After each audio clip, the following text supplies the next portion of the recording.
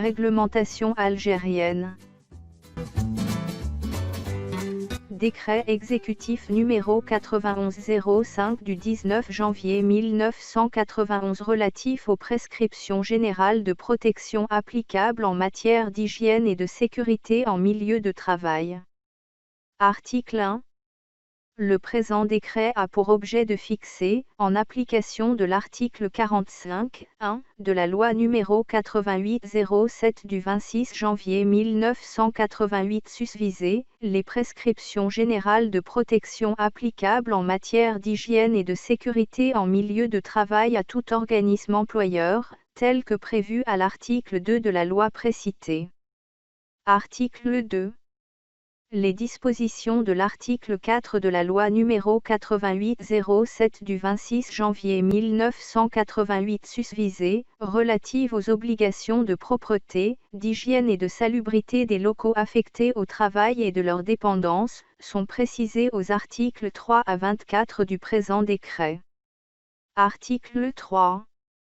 Le sol des locaux affectés au travail et de leurs dépendances doit être régulièrement nettoyé, sans production de poussière et chaque fois que le revêtement le permet, par lavage et essuyage. Le nettoyage des murs et des plafonds ainsi que la réfection des enduits et des revêtements, doit avoir lieu périodiquement et à chaque fois que cela est nécessaire. Article 4. Dans les locaux de travail où sont entreposés ou mis en œuvre des matières altérables ou objets présentant des risques de contamination, de nocivité, de corrosion ou d'irritation, le sol doit être lisse, imperméable, sans interstices et former une cuvette étanche de retenue. Les murs doivent être lisses et lavables, le sol et les murs ainsi que les tables de travail doivent être lavés quotidiennement et au besoin désinfectés. Les résidus de ces matières doivent être déposés dans des récipients hermétiquement clos, et enlevés quotidiennement pour être stockés dans des lieux prévus à cet effet et ce, en vue de leur traitement ou destruction dans les conditions prévues par les lois et règlements en vigueur. Les vidanges, nettoyages ou destruction de ces matières doivent être opérés sans risque pour l'environnement. Article 5. Indépendamment des mesures de prophylaxie exigées par la nature de travaux, le nettoyage doit comporter des mesures de désinfection et de protection contre les maladies contagieuses. Article 6.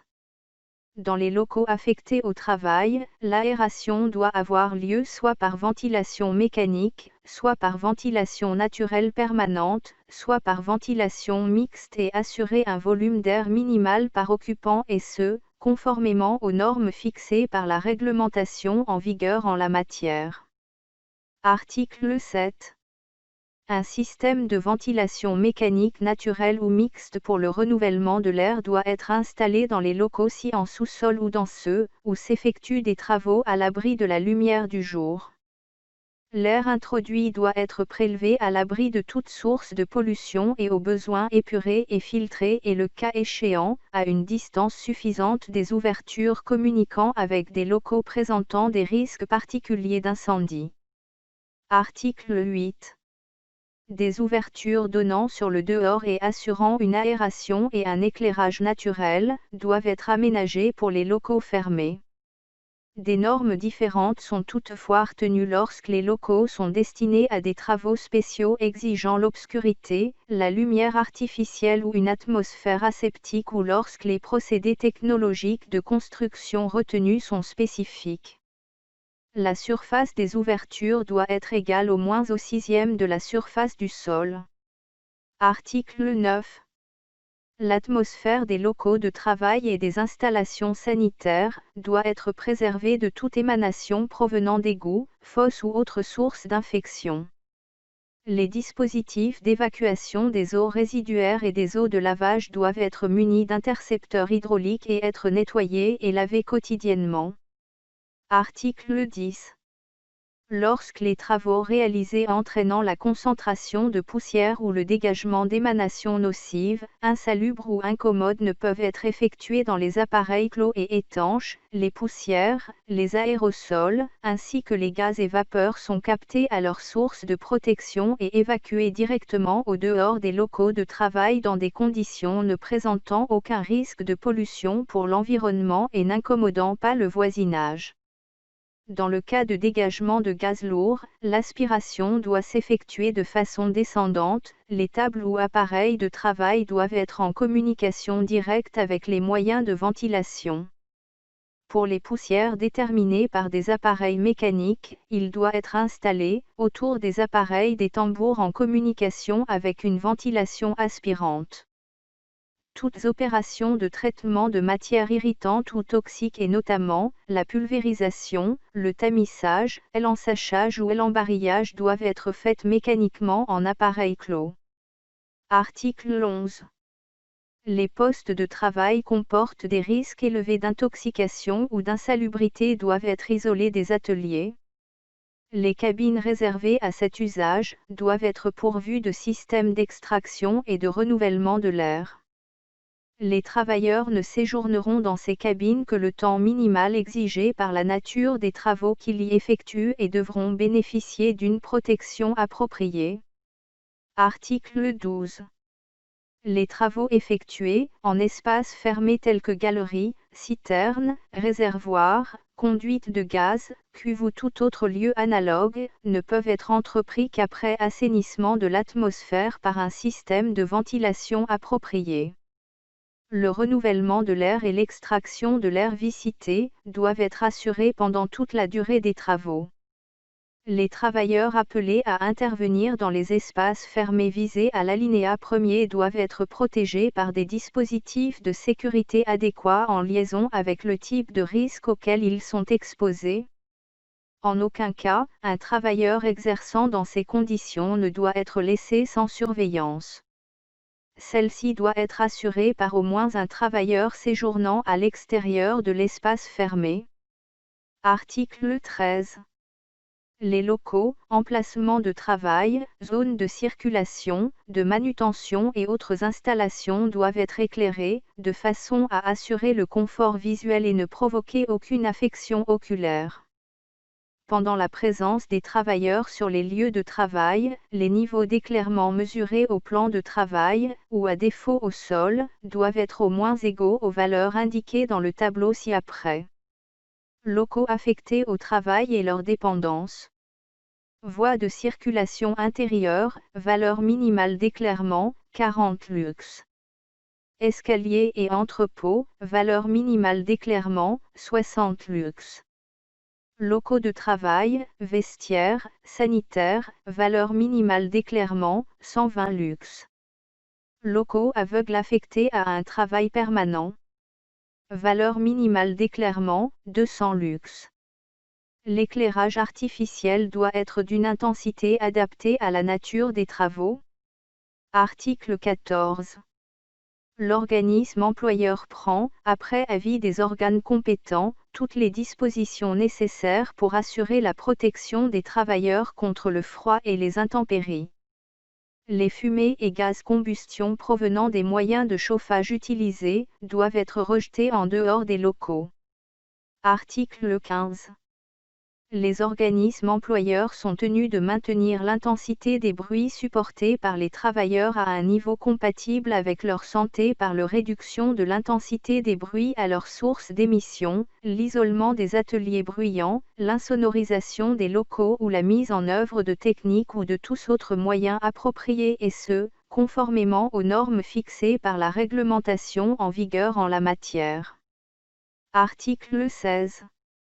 Dans le cas où l'exécution des mesures de protection collective, prévues à l'article 15 ci-dessus serait reconnue impossible, des appareils de protection individuelle appropriés doivent être mis à la disposition des travailleurs. L'organisme employeur doit prendre toute mesure utile pour que ces appareils soient maintenus en bon état de fonctionnement. Article 17. Indépendamment des mesures de protection intégrées aux machines et aux processus de travail, les travailleurs dont les postes de travail sont exposés à des températures trop basses ou trop élevées doivent être dotés d'équipements spéciaux. Article 18. Des installations sanitaires doivent être mises à la disposition des travailleurs. Elles doivent être pourvues d'ouvertures suffisantes ou de dispositifs assurant leur ventilation naturelle. Le personnel féminin disposera d'installations sanitaires distinctes. Les locaux affectés à ces installations doivent être séparés des locaux de travail et se situer à leur proximité. Leurs sols et parois doivent être construits en matériaux imperméables et peints en ton clair. Il doit être prévu au moins un cabinet d'aisance par tranche de 15 travailleurs. Les effluents doivent être évacués conformément aux règlements sanitaires en vigueur. Article 19. Des locaux affectés aux vestiaires doivent être mis à la disposition des travailleurs et être dotés de sièges et d'armoires individuelles fermant à clé. Article 20. Des lavabos à eau courante doivent être prévus par l'organisme employeur conformément aux normes fixées par la réglementation en vigueur en la matière. Article 21. Des douches implantées à proximité ou sur les lieux de travail doivent être mises à la disposition des travailleurs exposés aux insalubrités, aux salissures et aux risques d'intoxication ou de contamination. Article 22. Il doit être prévu un local adéquat lorsque 25 personnes au moins sont appelées à prendre leur repas sur les lieux de travail. Il est interdit de laisser des travailleurs prendre leur repas au sein des ateliers, sauf si la nature de l'activité ne comporte pas l'emploi de substances ou de préparations dangereuses. Article 23.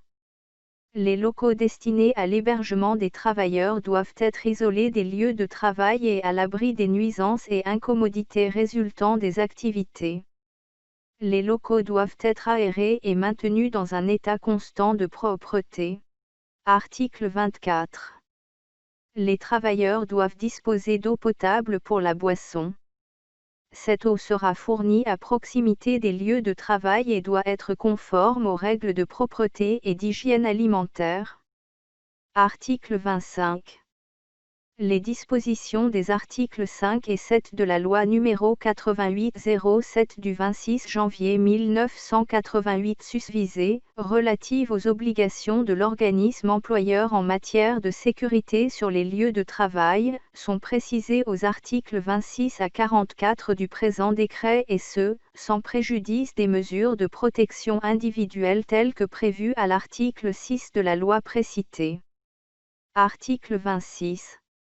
Lorsque le déplacement de matériaux ou d'objets encombrants et pesants doit être effectué sans appareil mécanique, la charge supportée par chaque travailleur sur de courtes distances ne peut excéder 50 kg.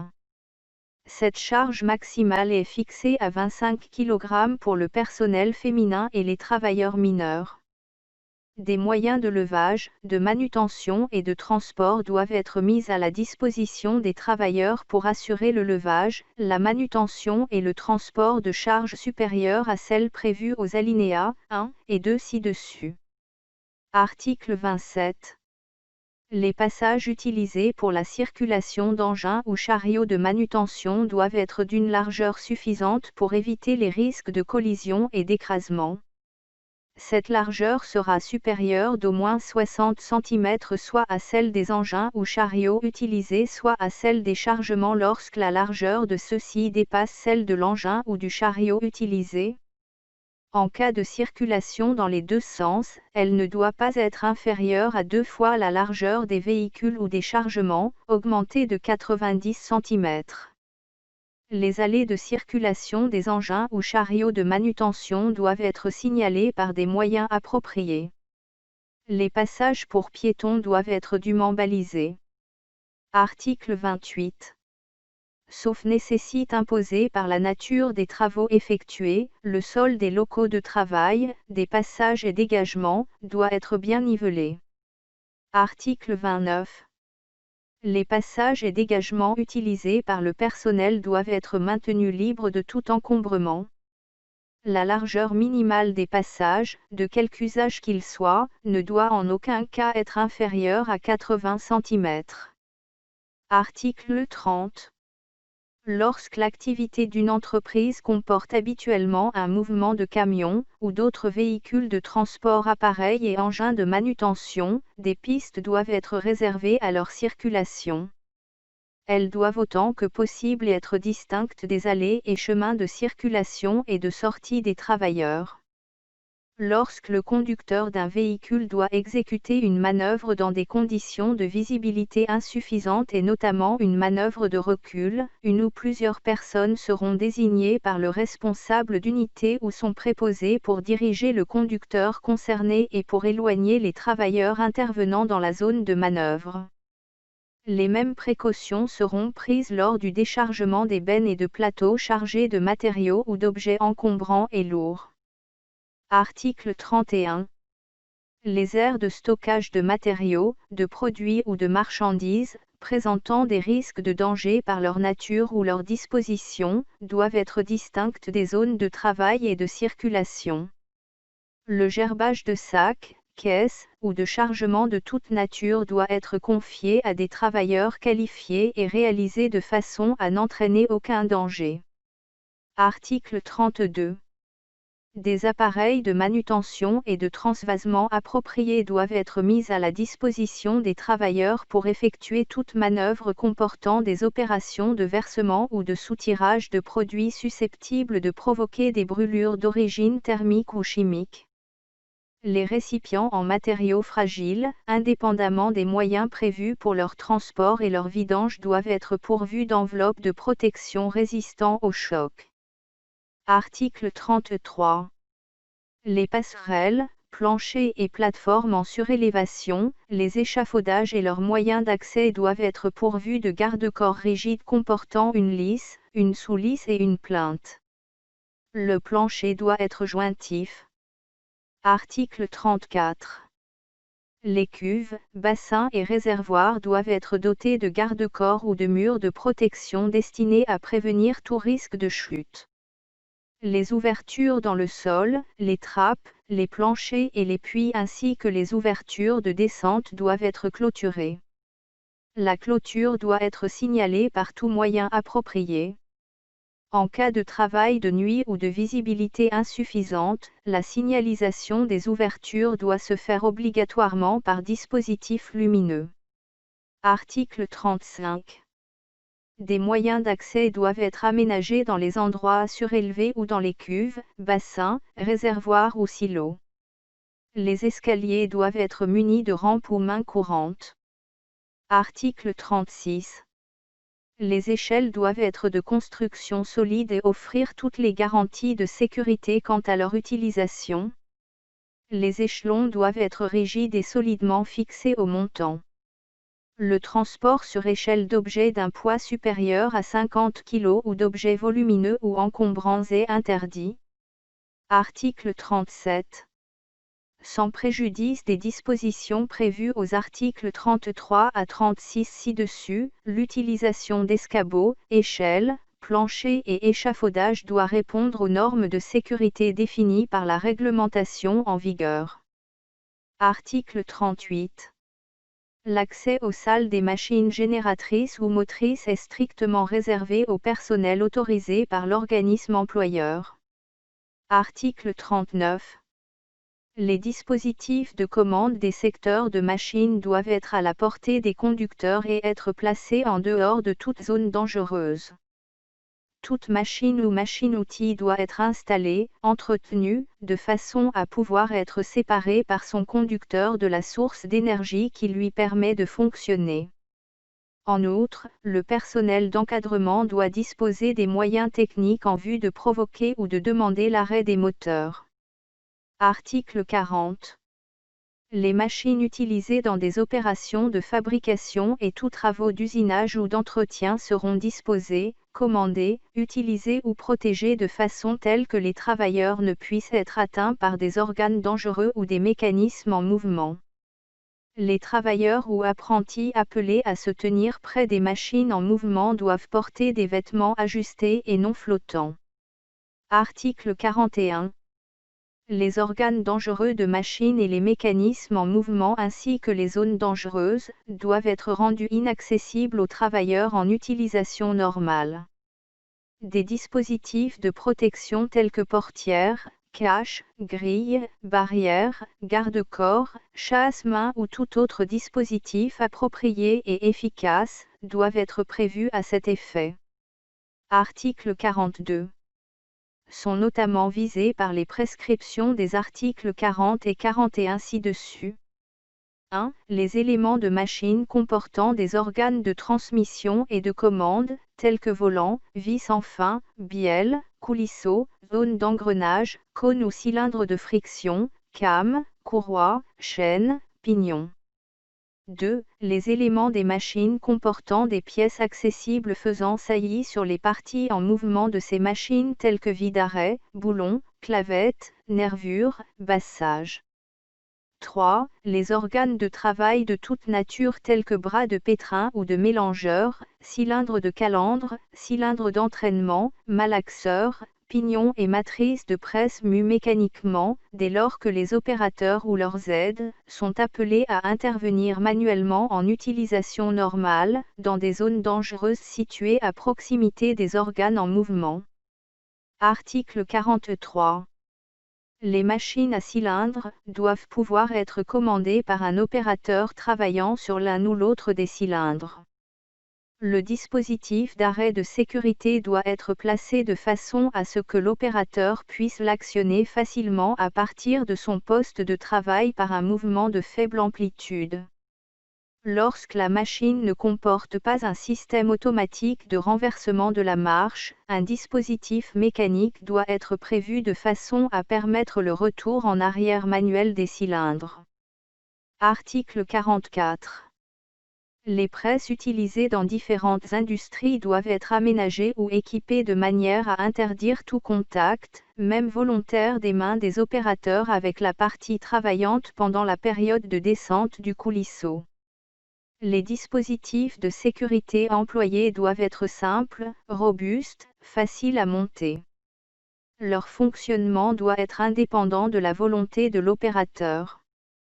L'efficacité de la protection doit être assurée même en cas de défaillance de l'embrayage de la presse. Article 45.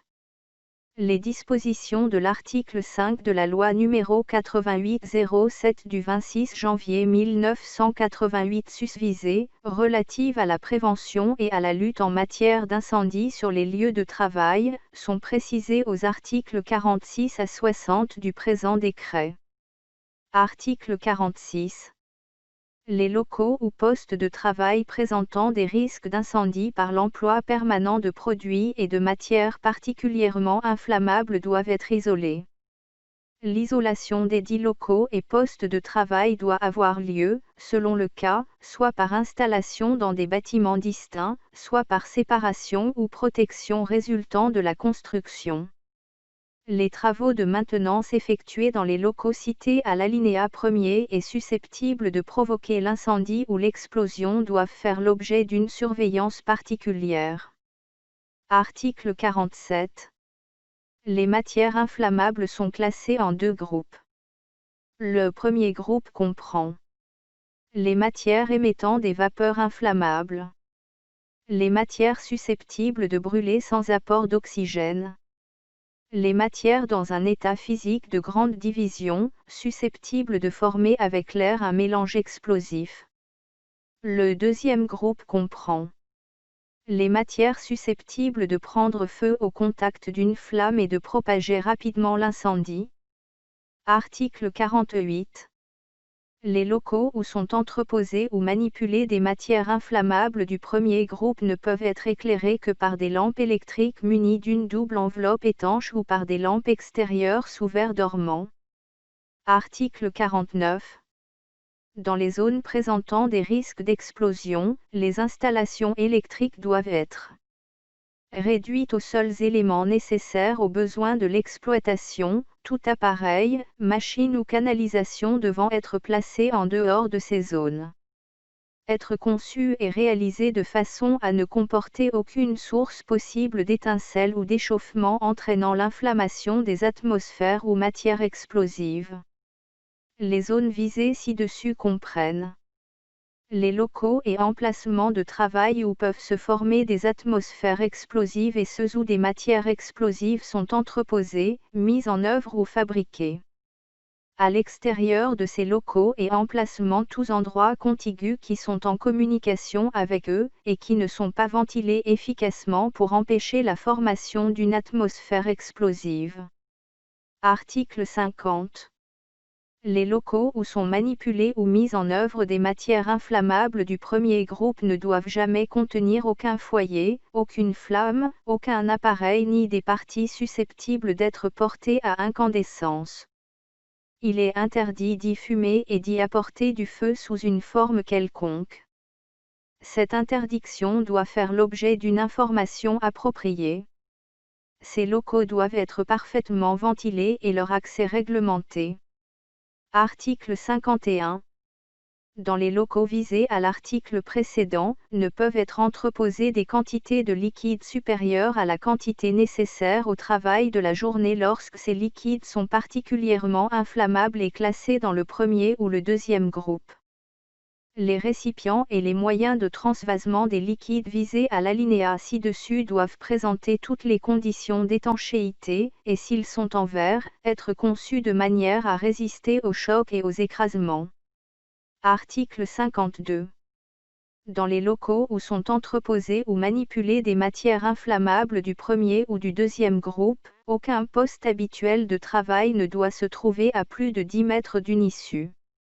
Les portes de ces locaux doivent s'ouvrir dans le sens de la sortie. Il est interdit de déposer et laisser séjourner des matières inflammables du premier ou du deuxième groupe dans les escaliers, passages, couloirs ainsi qu'à proximité des issues des locaux et bâtiments. Les chiffons, coton, papier, imprégnés de liquide inflammable ou de matière grasse doivent après usage être enfermés dans des récipients métalliques clos et étanches et à l'abri de toute source de chaleur.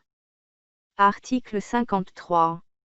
Dans les locaux où sont traitées, fabriquées ou entreposées des matières du deuxième groupe, susceptibles de prendre feu au contact d'une flamme et de propager rapidement l'incendie, les canalisations et appareils électriques doivent être pourvus de dispositifs empêchant leur contact avec ces matières ainsi que l'échauffement dangereux de celles-ci.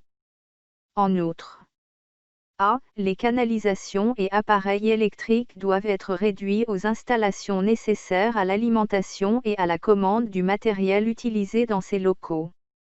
B. L'utilisation de conducteurs électriques nus, ainsi que de pièces conductrices nues, destinées à être sous tension et qui ne sont pas protégées est interdite. C. Le matériel dont le fonctionnement provoque des arcs ou des étincelles ou l'incandescence, n'est autorisé que si ces sources de danger sont incluses dans des enveloppes appropriées. Article 54. Dans tous les cas, les issues et dégagements des locaux et bâtiments de travail doivent être répartis de façon à permettre une évacuation rapide en cas d'incendie. Un local ou un bâtiment ne peut avoir moins de 2 issues lorsque celles-ci doivent donner passage à plus de 100 personnes appartenant ou non au personnel de l'entreprise.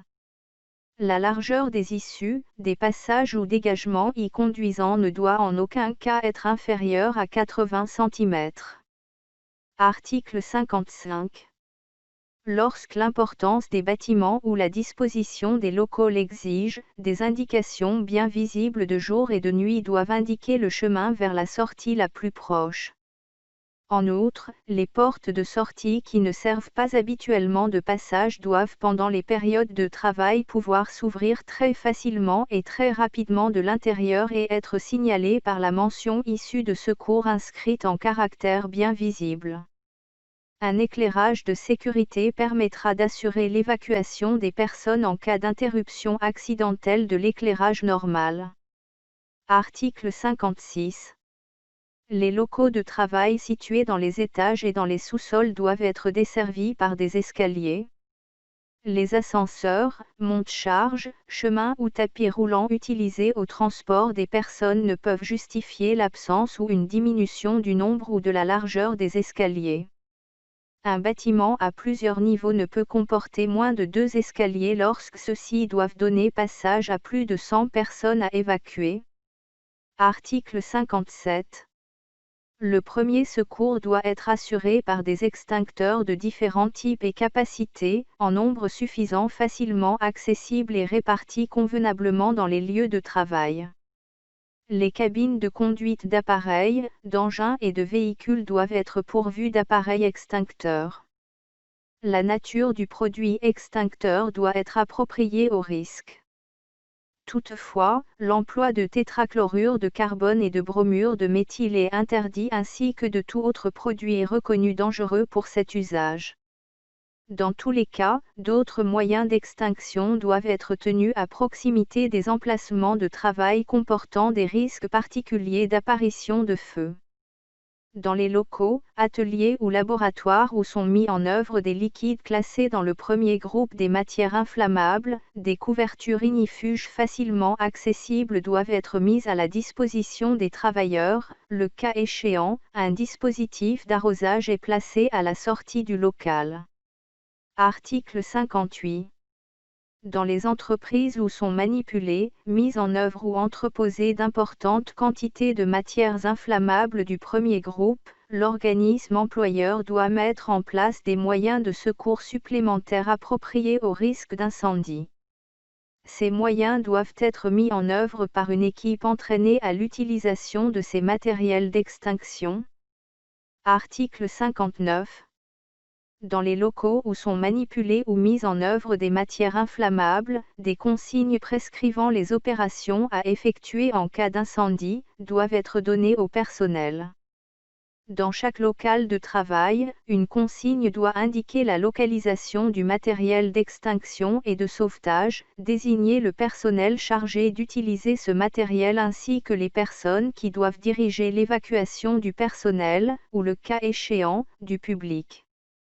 En outre, des consignes particulières doivent être données au personnel de maîtrise et au personnel de gardiennage et de surveillance. Une consigne spéciale est également établie à l'intention des personnels spécialement entraînés à l'intervention contre le feu. Le texte des consignes prévues au présent article est communiqué pour approbation aux responsables de la protection civile, territorialement compétents, ainsi que, le cas échéant, au personnel d'inspection et de contrôle, dans le cadre des attributions qui leur sont dévolues par les lois et règlements en vigueur. Article 60. Le matériel de lutte contre l'incendie doit faire l'objet de visites et d'essais périodiques, conformément à la réglementation en vigueur. Les essais sont pratiqués à l'occasion d'exercices au cours desquels le personnel apprendra à se servir des moyens de premier secours.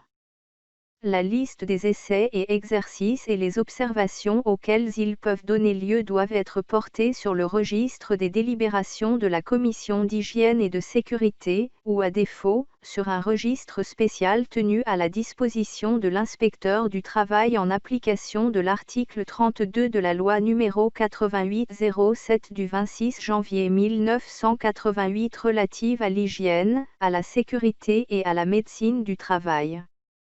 Article 61. Les dispositions de l'article 7, troisième alinéa de la loi n° 88-07 du 26 janvier 1988 susvisées sont précisées aux articles 62 à 66 du présent décret. Article 62. Des visites, vérifications et entretiens périodiques doivent être prévus de façon particulière et selon les périodicités fixées par la réglementation en vigueur, notamment dans les domaines suivants. 1. Ambiance de travail et locaux de travail.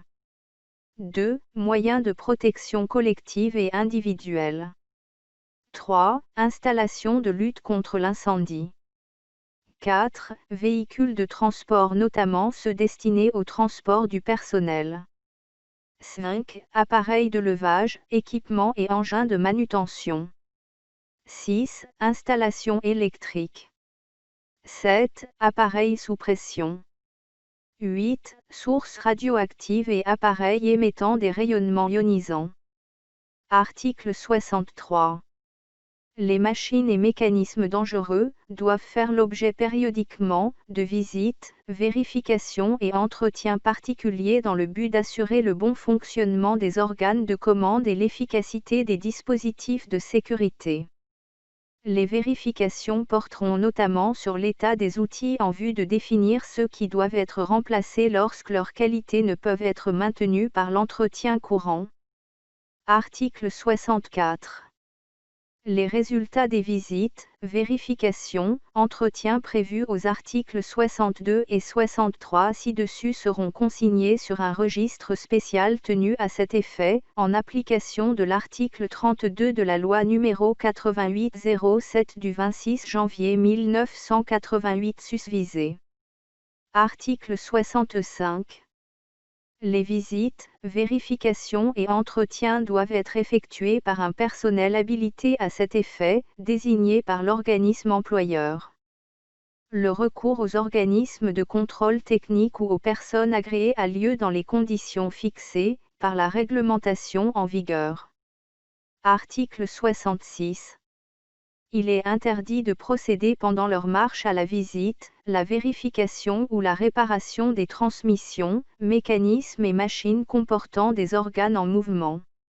Les opérations de nettoyage, essuyage, graissage, ainsi que l'application à la main d'adhésifs, sont également interdites pendant le fonctionnement des dites machines, mécanismes et transmissions. L'exécution, l'arrêt, des opérations visées à l'alinéa 1er n'est autorisé qu'après que des mesures appropriées auront été prises pour empêcher la remise en marche inopinée des transmissions, machines et mécanismes. Dans le cas où des contraintes techniques s'opposent au respect des prescriptions prévues au présent article, notamment dans le travail à feu continu, les travaux de visite, de réparation et d'entretien ne peuvent être entrepris qu'après respect de mesures particulières de sécurité préalablement établies par l'organisme employeur concerné. Article 67. En application des dispositions de l'article 31 de la loi numéro 8807 susvisée, le délai fixé par l'inspecteur du travail à l'organisme employeur pour les prescriptions donnant lieu à l'application de la procédure de mise en demeure ne peut être inférieur aux délais minimaux d'exécution prévus ci-après. 1. Délai minimum d'un mois pour les prescriptions prévues aux articles 3, alinéa 2, 6, 7, 8, 9, alinéa 2, 10, 11, alinéa 1 et 2, 12, alinéa 1 et 2, 15, 16, 18, 20, 21, 22, 23, 27, 28, 29, 39, 40, 41, 43, 44, 46, 56, 58. 2. Délai minimum de 15 jours pour les prescriptions prévues aux articles 4, 13, 14, 17, 19, 26, 30, 31, 32, 48, 49, 53, 54, 55, alinéa 2, 62. 3. Délai minimum de 5 jours pour les prescriptions prévues aux articles 3, alinéa 1, 5, 9, alinéa 1, 11, alinéa 3, 12, alinéa 3, 24, 33, 34, 35, 36, 50, 51, 52, 55, alinéa 1, 57, 59, 60, 63, 64, 65.